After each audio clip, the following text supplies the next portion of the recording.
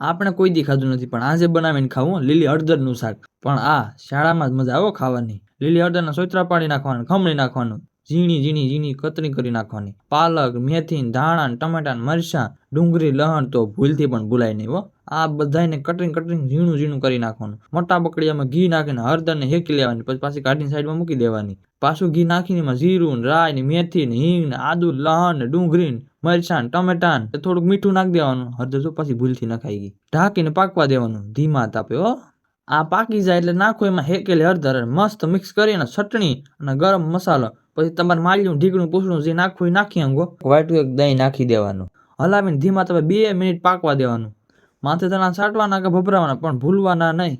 લઈ લો પછી ભાણામાં ને લીલી હળદરનું શાક, બાજરાનો રોટલો ને પાછી સાય એટલે ઓહો. મોટા ભાઈ લીલી હળદરની સુગંધ નહીં આવે? હળદર હેકાઈ જાય એટલે સુગંધ ઉડી જાય.